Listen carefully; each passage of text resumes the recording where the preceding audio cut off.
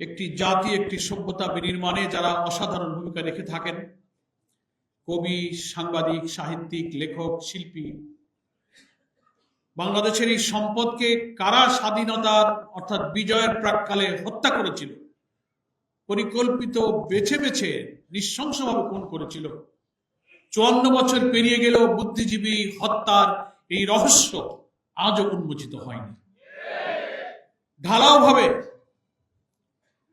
এদেশের রাজনীতির অঙ্গনে বাইরে থেকে যারা গুটি চালিয়ে বাংলাদেশের নতুন নতুন রাজনীতির বয়ান বা ন্যারেটিভ তৈরি করেন, এদেশের দিল্লির তাবেদাররা বুদ্ধিজীবী হত্যার ঘটনা নিয়ে তাদের প্রথাগতভাবে সমস্ত দায় দায়িত্ব ঘৃণিতভাবে জামাত ইসলামের উপরে চাপাবার যে চেষ্টা করেছেন। তিলে তিলে ইতিহাসের অনেক ইতিহাস এবং তথ্য আবিষ্কার হচ্ছে যে এই হত্যার পিছনে দিল্লির পরিকল্পিত ষড়যন্ত্রের ভিত্তিতে ভারতীয়রা আমাদের এই সেরা সন্তানকে হত্যা করেছে। আজকে এমন সময় আমরা এই আলোচনা সভায় মিলিত হয়েছি। আমাদের জাতির সম্পদ 24শে জুলাই আন্দোলনের অকুতোভয় মৃত্যুঞ্জয়ী যোদ্ধা শরীফ ওসমান হাদিকে হত্যার উদ্দেশ্যে নির্ভুল টার্গেট করে যেভাবে গুলি করা হয়েছে, ঠিক নির্বাচনের তফসিল ঘোষণার পরের দিন এই হত্যাকাণ্ড বা হত্যাকাণ্ডের উদ্দেশ্যে এই আক্রমণ দেশ জুড়ে নির্বাচন বানচাল করে একটা অরাজক অস্থিতিশীল পরিস্থিতি সৃষ্টি করার জন্য কিছুদিন থেকেই বাংলাদেশের এক শ্রেণীর সাংবাদিক, এক শ্রেণীর সুশীল নামের দিল্লির তাবেদাররা টক শোতে, লেখনীতে এমন পরিস্থিতি তৈরি করেছে মনে হচ্ছে আওয়ামী লীগ না আসলে ইলেকশনটা হবে না। কি করে ইনক্লুসিভ ইলেকশনের নামে, রিফাইন ইলেকশনের নামে আওয়ামী লীগকে ইলেকশনে আনা যাবে, ফ্যাসিবাদের দোসর জাতীয় পার্টিকে জোড়া তালি দিয়ে ইলেকশনে আনা যাবে, তার পক্ষে এক শ্রেণীর বুদ্ধিজীবীরা বয়ান তৈরি করতে চেষ্টা করেছে। ঠিক সেই সময় হাদির উপরে গুলি করা হয়েছে। সংগ্রামী দেশবাসী, এমন সময় হাদিকে গুলি করা হয়েছে ঠিক কিছুদিন ধরে নির্বাচন তফসিল ঘোষণা হবে, নির্বাচনের পোলারাইজেশন হচ্ছে, জনগণ উৎসব মুখর পরিবেশে ভোট দিতে যাবে। সেই নির্বাচনের ময়দানকে এমন একটা ন্যারেটিভের মাধ্যমে সাংবাদিক, লেখক, কলামিস্ট, বুদ্ধিজীবী, শিল্পী, সাহিত্যিকরা বর্ণচোরার মতো যারা 5ই আগস্টের পর যারা লুকিয়ে গিয়েছিলেন, আমাদের সরকারের প্রশাসনের গোয়েন্দাদের ব্যর্থতার সুযোগ নিয়ে তারা আবার মাথা খোলস বেরিয়ে দিয়ে তারা আবার এই দেশকে দিল্লির তাবেদার বানাবার চক্রান্তে লিপ্ত হয়েছে। তারই অংশ হিসাবে আমি মনে করি আমাদের স্নেহস্পদ সন্তান এই হাদিকে খুন করার জন্য তাকে গুলি করা হয়েছে। তার জীবন সংকটাপন্ন। আমরা জানতে পেরেছি তাকে চিকিৎসার জন্য আজকেই হয়তো বাইরে পাঠাবার চেষ্টা করা হচ্ছে। সারা দেশ, সারা দুনিয়া এই জুলাই বিপ্লবের যারা অংশীদার, ফ্যাসিবাদ বিরোধী আন্দোলনে যারা অসাধারণ ভূমিকা রেখেছিলেন, তারা সকলেই প্রাণ খুলে হাদির সুস্থতার জন্য, আরোগ্যের জন্য মহান আল্লাহর কাছে তারা চোখের পানি ফেলছেন, দোয়া করছেন। আমরা আল্লাহর কাছে আজকের এই আলোচনা সবাই দোয়া করছি, ভারতীয় আধিপত্যবাদ বিরোধী দেশপ্রেমিক যে শুধু নিজের জন্য নয়, দেশের জন্য এবং প্রত্যেক ফ্যাসিবাদ বিরোধী রাজনৈতিক শক্তিকে এই ন্যারেটিভ দিয়ে একটি জুলাইয়ের চেতনায় ঐক্যবদ্ধ রাখার জন্য সে অকুতোভয় সংগ্রামী বার্তা ছড়িয়ে দিয়েছিলেন, সেই হচ্ছে শরীফ ওসমান হাদি। আল্লাহ তাআলা তাকে আমাদের মাঝে ফিরিয়ে দিন। আমরা মনে করি এই দেশের স্বাধীনতা, আমাদের জাতিসত্তা, আমাদের অখণ্ডতাকে রক্ষার প্রয়োজনে হাদির মতো এই সংগ্রামী মৃত্যুঞ্জয়ী বীরের বেঁচে থাকা প্রয়োজন। আল্লাহ তাআলার কাছে আমরা সেই দোয়া করছি। প্রিয় ভাইরা আমার, সংক্ষেপে শহীদ বুদ্ধিজীবী দিবস সম্পর্কে আমি শুরুতে যে কথাটা বলেছি তার একটু ব্যাখ্যা দিতে চাই। আজও বুদ্ধিজীবীদের কারা হত্যা করলো? বামপন্থী কলকাতা কেন্দ্রিক বুদ্ধিজীবী, ভারতীয় তাবেদার, নানানভাবে তারা এদেশের ইসলামী আন্দোলনকে, জামাত ইসলামকে তারা দায়ী করে থাকেন। কিন্তু ইতিহাসের এখন বহু তথ্য, বহু সত্য বেরিয়ে এসেছে এই হত্যাকাণ্ড ছিল ভারতীয় সেনাবাহিনীর, ভারতীয় গোয়েন্দাদের একটি সুপরিকল্পিত ষড়যন্ত্রের অংশ। কারণ 16ই ডিসেম্বর বিজয়ের প্রাক্কাল এই হত্যাকাণ্ডটা হলো। কারা ঘটালো? 8ই ডিসেম্বর বিজয়ের আগে ভারতীয় 36 সেনারা ঢাকায় অবতরণ করেছিল, রেকর্ড আছে। এবং অলরেডি তখন রাজধানী ঢাকা সহ তদানীন্তন পূর্ব পাকিস্তান তখন ভারতীয় সেনাদের নিয়ন্ত্রণে। সেই সময় পাকিস্তানি সৈন্য তারা তাদেরকে অভিযুক্ত করেন রাজাকার আলবদর, যে নাম তাদেরকে বলা হয় স্বাধীনতা বিরোধী যারা লড়াই করছিলেন। ওই বিজয়ের প্রাক্কালে ভারতীয় সৈন্য যখন রাজধানী সহ গোটা পূর্ব পাকিস্তানকে নিয়ন্ত্রণে নিয়ে নিল, তখন তারা তো নিজেদের আত্মসমর্পণ, নিজেদের প্রাণ বাঁচানো, পালিয়ে যাওয়ার চেষ্টায় তারা ব্যস্ত ছিলেন। কে কাকে খুঁজে কোথায় কাকে হত্যা করবে, নিজেদের জীবন বাঁচাতেই তো তখন তারা ব্যস্ত ছিলেন। রাও ফরমান আলী আত্মসমর্পণকারী একজন পাকিস্তানি জেনারেল, তিনি তার ইন্টারভিউতে বলেছেন আন্তর্জাতিক টেলিগ্রাফ পত্রিকায়, আপনারা আজকের পত্রপত্রিকাও দেখেছেন,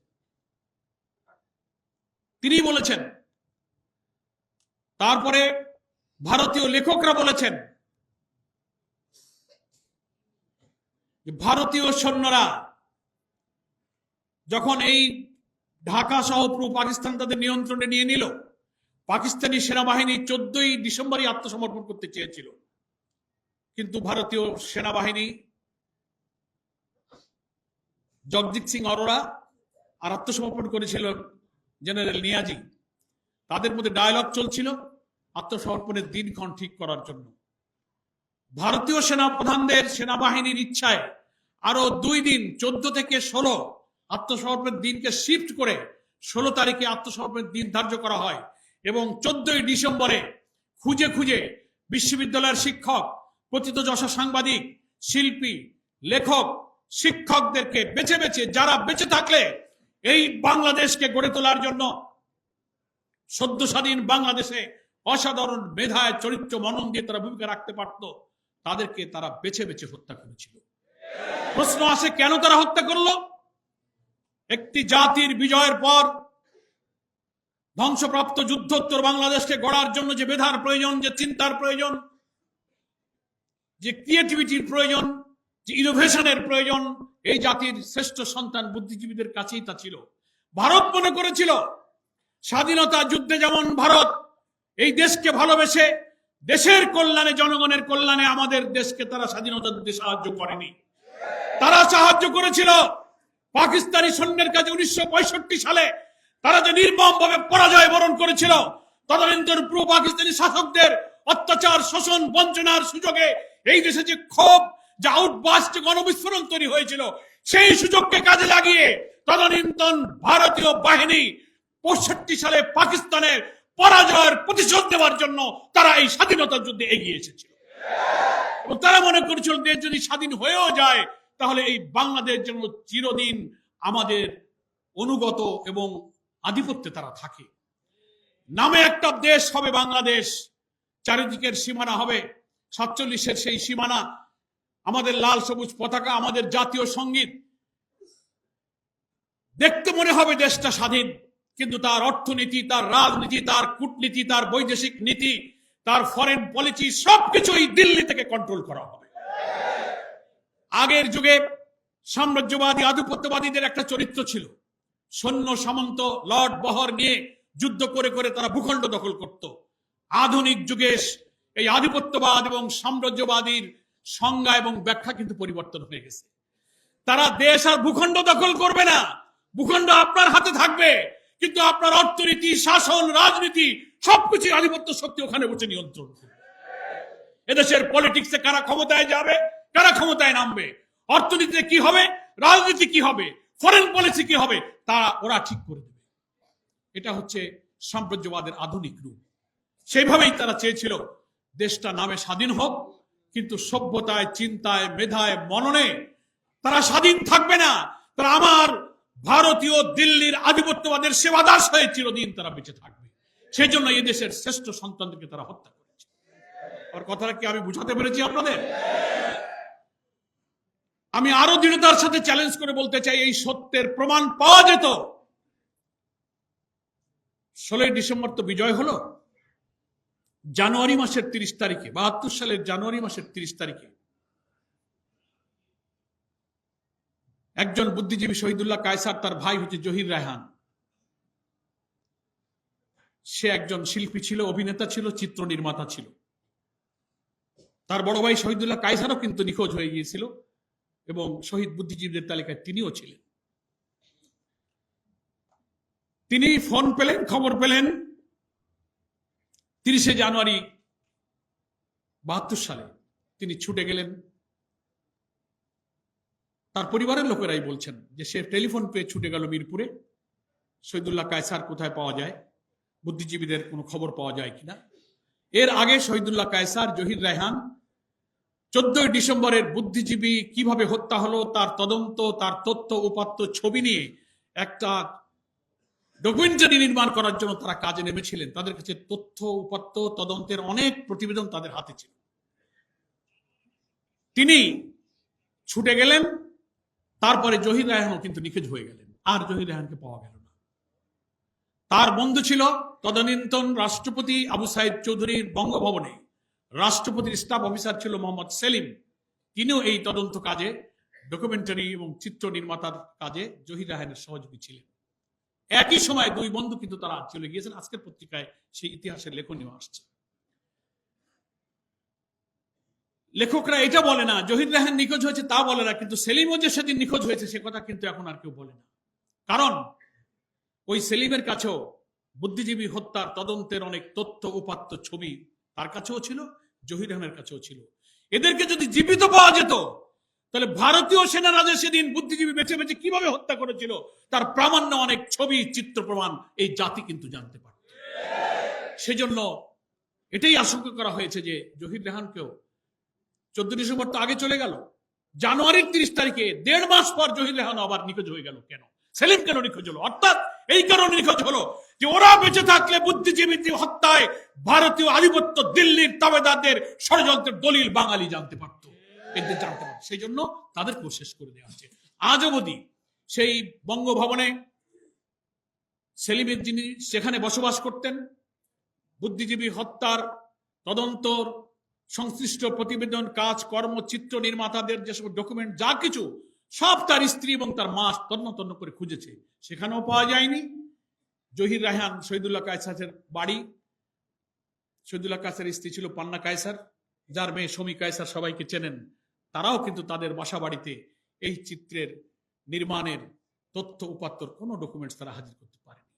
54 বছর পরে যদি এই বুদ্ধিজীবী হত্যার তদন্তের কাজে গিয়ে তারা নিখোঁজ হয়ে যান, তারপরে কোন একটি প্রমাণও বের করা গেল না যে এই হত্যার সাথে রিয়েল জড়িত কারা ছিল। সেজন্য আওয়ামী লীগই পরিকল্পিতভাবে ভারতের ডিক্টেশনে এই তদন্ত প্রক্রিয়াকে আর আগাতে দেয়নি। এই সত্য প্রকাশিত হলে এই স্বাধীনতা যুদ্ধের পিছনে ভারত যে এই দেশকে ভালোবেসে স্বাধীনতা যুদ্ধে তারা সাহায্য করেনি, এই দেশকে তাবেদার বানানোর জন্যই যে তারা এটা করেছে এবং বুদ্ধিজীবীদের তারা হত্যা করেছে, এই সত্যটা জাতি জেনে ফেলতো। তাই পরিকল্পিতভাবে শেখ মুজিবের জীবদ্দশা এবং পরবর্তী আওয়ামী লীগের কোন সরকারই এই বুদ্ধিজীবী হত্যার রিপোর্ট আজও প্রকাশ করতে পারে। ফলে আমরা মনে করি আজকে বাংলাদেশে কিন্তু সেই দিল্লির তাবেদারদের রাজনীতির একাক ঘটনা আসলেই নতুন ন্যারেটিভ, নতুন বয়ান, নতুন রাজনীতির গতিপথ নির্ধারণ করে জাতিকে সেদিকে বিভ্রান্ত করে, মিসগাইড করে চালাবার সেই যে অপচেষ্টা, তা কিন্তু আজও বন্ধ হয়ে যায়নি। শরীফ ওসমান হাদিরা জুলাই যোদ্ধারাই ছিল এই ভারতীয় আধিপত্যবাদের হাত থেকে আমাদের এই স্বদেশ ভূমির অখণ্ডতা, স্বাধীনতা সর্বত্র রক্ষা করা অতন্দ্র প্রহরী। এই জন্য তারা টার্গেট করেছে নির্বাচনের আগে এই জুলাই যোদ্ধাদেরকে হত্যা করতে না পারলে আগামী জাতীয় নির্বাচনে ইসলামপন্থী ভারতীয় আধিপত্যবাদ বিরোধী শক্তির এখানে বিজয় হবে। সেই বিজয়ের ঠেকাবার জন্য তারা আজকে এই সমস্ত জুলাই যোদ্ধা তরুণ সেনাপতিদেরকে তারা হত্যা করার টার্গেট করেছে। এরপরে এক একজন করে নাম শোনা যাচ্ছে, এরপরে টার্গেট অমুক, এরপরে টার্গেট অমুক। আমরা গতকালকে প্রধান উপদেষ্টার সাথে সাক্ষাৎ করে বলে এসেছি যে একটি দেশের ইন্টেলিজেন্স ফেলিওরের একটা মাত্রা থাকতে পারে। পিলখানা হত্যাকাণ্ডে প্রকৃত অপরাধীদের আপনি খুঁজে পেলেন না, শাপলা চত্বরে প্রকৃত হত্যাকারীদেরকে আপনি খুঁজে পেলেন না। এই সরকার যারা যখন ছিলেন তারা কেউই পান নাই। একটা হত্যাকাণ্ডের পরে প্রচুর তদন্ত, প্রচুর দৌড়াদৌড়ি, কিন্তু হত্যার আগে যে আলামত যখন পাওয়া যায়, ইনফরমেশন পাওয়া যায়, এই যে শরীফ ওসমান হাদি, তার উপরে গুলি করার একদিন আগে, 2 দিন আগের অনেকগুলো ভিডিও দেখেছেন না আপনারা?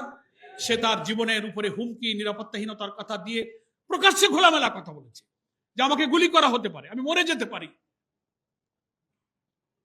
মরে গেলে আমার কোনো দুঃখ নেই, কিন্তু সেই হত্যাকারীদের ধরে যেন বিচার করা হয়। শুনেছেন আপনারা এই ভিডিও? আমার বাচ্চাটাকে তোমরা একটু দেখে রেখো। একটা জুলাই যুদ্ধে যখন তার জীবনের উপরে এরকম হুমকি, এত নিরাপত্তাহীনতার তথ্য পেশ করতে পারে, যাকে সারা বাংলাদেশ চেনে, গোয়েন্দারা চেনে, সরকার চেনে, ইন্টেলিজেন্স চেনে, সেই লোকটা এই কথা বলার পর তার নিরাপত্তার জন্য সরকার কি ব্যবস্থা করেছে? আমরা কালকে প্রধান উপদেষ্টাকে জিজ্ঞাসা করেছি যে আপনার অনেক সংস্থা আছে, অনেক এজেন্সি আছে, আপনি প্রশ্ন করেন, এই তথ্য প্রকাশ হওয়ার পরে এটা মিডিয়াতে এসেছে, সোশ্যাল মিডিয়াতে এসেছে, তার নিরাপত্তার জন্য সরকার একটা ব্যবস্থা গ্রহণ করেনি এবং প্রকৃত খুনিদের এখনো ধরা যাচ্ছে না। নানান গুঞ্জন, একবার এদিকে ব্লেম গেম দিয়ে এদিকে ওদিকে ঠেলে দেওয়া হচ্ছে। তার অর্থ হচ্ছে যে সমস্ত বুদ্ধিজীবী, সাহিত্যিক, সাংবাদিক, কবিরা সোশ্যাল মিডিয়া, বিভিন্ন কর্পোরেট হাউসে বসে, টেলিভিশনে, টক শোতে আগামী জাতীয় নির্বাচনের আগে বাংলাদেশের রাজনীতিকে আবার ভারতের কোর্টে ফেলে দিতে চান, এ সবকিছুই তাদের ষড়যন্ত্রের অংশ। আপনারা আর একটা সোশ্যাল মিডিয়াতে তথ্য দেখেছেন, সাংবাদিক জুলকারনাইন সাহেবের পক্ষ থেকে প্রচার করা হয়েছে, টেলিগ্রাম একটা ইন্টারনাল কনফারেন্স হচ্ছে, সেখানে অনেক আওয়ামী লীগের দেশি বিদেশি নেতা, সেখানে বক্তব্য বলা হচ্ছে, পরামর্শ হচ্ছে, এদেশের আওয়ামী লীগকে অভয় দেওয়া হচ্ছে যে তোমরা বেশি টেনশন করবে না, যা করবার আমরা করে দিচ্ছি। 11 তারিখ থেকে লোক ঢুকে যাবে, আমরা লাইসেন্স পেয়ে গেছি, সশস্ত্র লোক ঢুকছে, চট্টগ্রাম, ঢাকা অ্যাকশন হবে, প্রয়োজনে পরে খুলনাতে যাওয়া হবে। শুনেছেন আপনারা সেগুলো? আমরা সেগুলো প্রধান উপদেষ্টাকে বলেছি। আন্তর্জাতিক একটা মিডিয়া আল জাজিরার সাংবাদিকের পাঠানো এই টেলিগ্রাম মিটিং এর সাথে কারা জড়িত ছিল, কারা ছিল, তথ্য প্রযুক্তির এই চরম উৎকর্ষতার যুগে এই তথ্য বের করা কোনো কঠিন কাজ নয়। 11 তারিখে তারা বলেছে, 12 তারিখে হাদি কিন্তু শুট হয়েছে। কি দেখেছেন আপনারা? এরপরে কি টার্গেট আছে? এত কিছু পাওয়ার পরও যে দেশের গোয়েন্দা সংস্থা হাজার হাজার কোটি টাকার বেতন নেবে, সুযোগ সুবিধা ভোগ করবে, গাড়ি বাড়ি ভোগ করবে, আর আমার সমাজের শ্রেষ্ঠ সন্তানদের জীবনের নিরাপত্তার তথ্য দিতে ব্যর্থ হবে, তাদের এখানে চাকরি করার কোনো অধিকার নেই। আমরা প্রধান উপদেষ্টাকে বলেছি এগুলো খুঁজে বের করুন, গ্রেফতার করুন এবং খুনিদেরকে ডেকে আপনারা রিমান্ডে এনে এর প্রকৃত তথ্য বের করে শাস্তির ব্যবস্থা করুন, বিচারের আওতায় আনুন। তা না হলে আমাদের কারোর জীবনের নিরাপত্তা থাকবে না। আগামী নির্বাচনে 300 আসনে যারা প্রার্থী হবে তাদের জীবনও তো ঝুঁকির মধ্যে পড়েছে, নাকি বলেন? সেজন্য আমরা সরকারের কাছে বলবো, সরকারের যারা ল এনফোর্সিং এজেন্সি আছে তাদেরকে বলবো, যারা ইন্টেলিজেন্সের অনেক সংস্থা, আপনার এনএসআই আছেন, ডিজিএফআই আছেন, ডিবি আছেন, এসবি আছেন, প্রচুর ইন্টেলিজেন্সের ব্যবস্থা আছে। আমরা শুনি কি এক মহা কাজ কারবার, আপনাদের কত যন্ত্রপাতি রাশিয়া, ইউরোপ, আমেরিকা থেকে আনেন, আধুনিক। লাভ কি? এগুলো অনেক কি করলেন এ পর্যন্ত?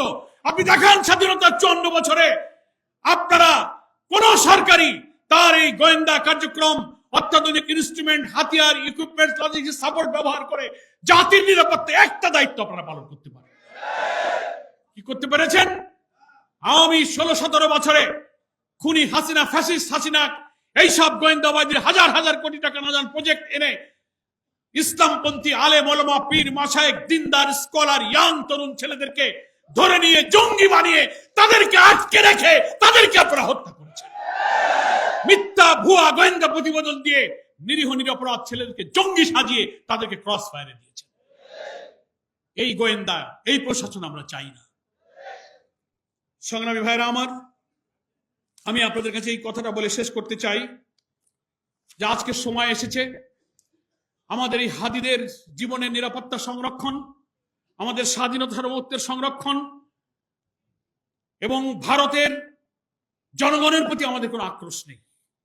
আমাদের বিশাল প্রতিবেশী দেশ, দুনিয়ার কোন দেশ তার প্রতিবেশীর সাথে নিষ্প্রয়োজন কোন শত্রুতা রক্ষা করা, কোন সত্যতা নিয়ে চলা। তবে ভারতের যারা সরকার, সাম্প্রদায়িক হিন্দুত্ববাদী সরকার যারা ক্ষমতায় এখন আছেন, বারবার যারা এসেছেন, তারাই এদেশের স্বাধীন সত্তাকে বিকিয়ে দিয়ে এদেশের ইসলামী মূল্যবোধ ধ্বংসের জন্য তারা বারবার এদেশের মানুষের উপরে হত্যার ষড়যন্ত্র চাপিয়ে দিয়েছেন। আপনারা বর্ডার কিলিং করেছেন, আমাদের পানি সমস্যা, আমাদের নদীর সমস্যা, আপনারা ফেলানির মতো কাঁটাতারে ঝুলিয়ে রেখে এই দেশের মানুষকে হত্যা করা, আমাদের ট্রানজিট, আমাদের ট্রেড ব্যালেন্স সবকিছুকে পরিকল্পিতভাবে আপনারা ধ্বংস করেছেন। আমরা সম্পর্ক চাই, কিন্তু সেই সম্পর্ক চাই ন্যায্যতা এবং সমতার ভিত্তিতে। বিগ ব্রাদারলি অ্যাটিটিউড নিয়ে আপনি আমাদেরকে শাসন করবেন। আপনি যেমন স্বাধীন, আমরাও বাংলাদেশ একটি স্বাধীন দেশ। আমাদের পররাষ্ট্রনীতি, আমাদের অর্থনীতি, রাজনীতি, আমরা স্বাধীন হব। আমার দেশে কে নির্বাচনে যাবে আর যাবে না, কে সরকার গঠন করবে আর করবে না, that is up to me. এটা আমাদের দেশের জনগণের ব্যাপার। আপনি ওখান থেকে এসে পররাষ্ট্র প্রতিমন্ত্রী, পররাষ্ট্র সচিব, এক এক সময় এক এক গোয়েন্দা এসে সফর করে বলবেন যে আপনারা নির্বাচনে যান, তা না হলে কিন্তু মৌলবাদরা ক্ষমতায় চলে যাবে। এই কথা বলার অধিকার কোন দেশের নেই। এগুলোই আপনারা এতকাল করেছেন। আজকে যখন একটা অবাধ, নিরপেক্ষ, স্বচ্ছ নির্বাচনের জন্য জাতি প্রস্তুত হচ্ছে, সবাই আমরা মিলে সহযোগিতা করছি, এটা এখন তাদের গাত্রদাহ তো হবেই। স্বচ্ছ নিরপেক্ষ বিচারে ফ্যাসিস্ট খুনি হাসিনার ফাঁসির দণ্ড হয়ে যাওয়ার পরে পলাতক মৃত্যুদণ্ড প্রাপ্তি আসামিকে যারা আশ্রয় দিতে পারে, তারাই দেশের কখনো কল্যাণ করতে পারে না। আন্তর্জাতিকভাবে ইন্টারপোলের রেড অ্যালার্ট জারি করা হয়েছে, সব আসামিরা আপনার দিল্লি, কলকাতায় ঘুরে বেড়াচ্ছে। আপনি কিসের কল্যাণ চান?